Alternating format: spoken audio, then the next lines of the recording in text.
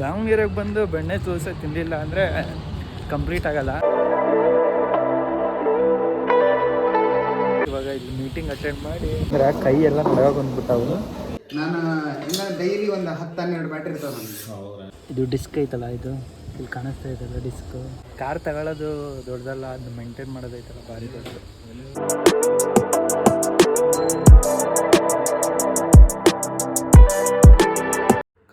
ಕತ್ತಲ್ಲ ನಾವು ಇವತ್ತು.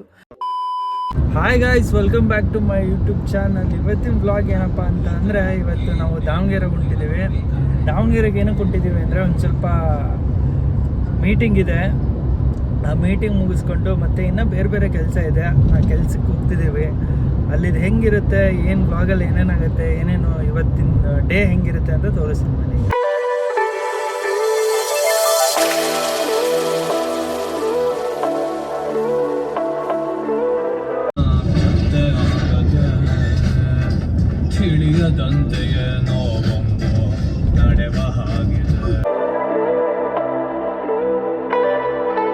ಜಸ್ಟ್ ಬಂದು ರೀಚ್ ಆದ್ರೆ ಇವಾಗ ಇಲ್ಲಿ ಮೀಟಿಂಗ್ ಅಟೆಂಡ್ ಮಾಡಿ ನೆಕ್ಸ್ಟ್ ಏನಕ್ಕೆ ಬಂದಿದ್ವಿ ಅಂತ ಹೇಳ್ತೀನಿ ಬರ್ರಿ.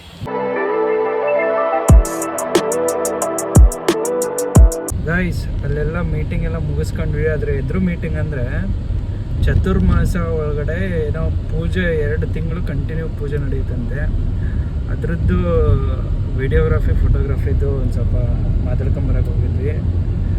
ಅಲ್ಲಿ ಮೀಟಿಂಗ್ಗೆ ಫುಲ್ ಲೇಟ್ ಆಯಿತು. ಈಗ 1 ಗಂಟೆ ಆಗೈತಿ. ಈಗ 2 ಗಂಟೆ ಆಗೈತಿ.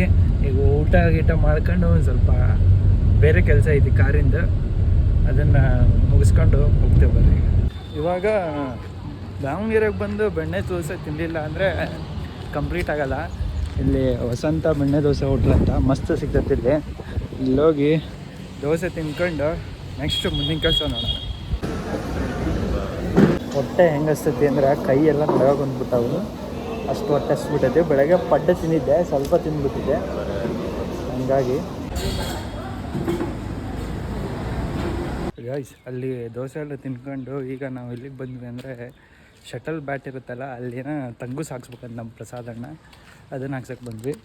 ಇಲ್ಲಿ ಮನೇಲಿ ಹಾಕ್ತಿದ್ದಾರೆ, ಅದನ್ನ ತೋರಿಸ್ತೀನಿ ಬರ್ರಿ. ತೋರಿಸ್ಕೊಂಡು ಅದನ್ನ ತಗೊಂಡು ಸೀದಾ ಗ್ಯಾರೇಜಿಗೆ ಹೋಗ್ಬೇಕು, ಕಾರ್ ತೋರಿಸ್ಬೇಕಂತ ಸ್ವಲ್ಪ. ನಾನು ಇನ್ನು ಡೈಲಿ ಒಂದು 10-12 ಬ್ಯಾಟ್ರಿ ಇರ್ತಾವೆ ನನಗೆ.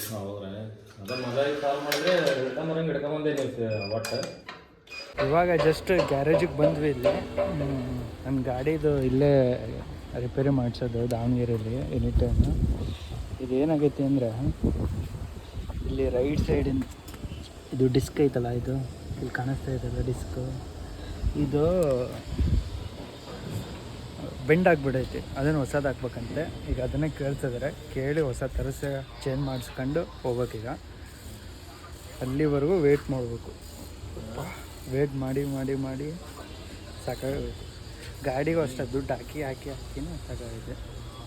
ಕಾರ್ ತಗೊಳ್ಳೋದು ದೊಡ್ಡದಲ್ಲ, ಅದನ್ನ ಮೇಂಟೈನ್ ಮಾಡೋದೈತಲ್ಲ ಭಾರಿ ದೊಡ್ಡದು.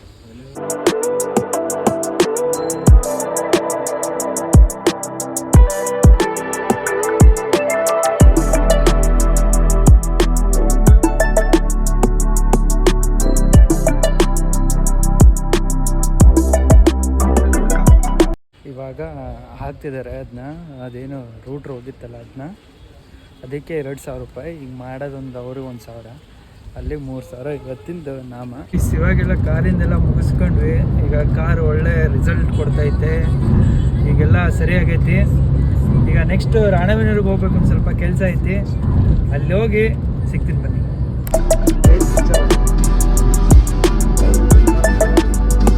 ಗೈಸ್, ಇವಾಗ ಹಾಸ್ಪಿಟ್ಲಿಗೆ ಬಂದ್ವಿ. ಇಲ್ಲಿ ಶಿವಕೃಪಾ ಹಾಸ್ಪಿಟ್ಲ್ ಅಂದ್ರಲ್ಲ, ಅದು ಆನೆದು ಒಂದು ಸ್ವಲ್ಪ ಕಟ್ ಮಾಡಿ ತೆಗಿಸ್ಬೇಕು ಅಂದಿಲ್ಲ, ಅದಕ್ಕೆ ಇಲ್ಲಿಗೆ ಬಂದಿರೋದು. ಈಗ ಒಳಗೋಗಿ ತೋರಿಸ್ತೀನಿ ಬನ್ನಿ. 2 hours later.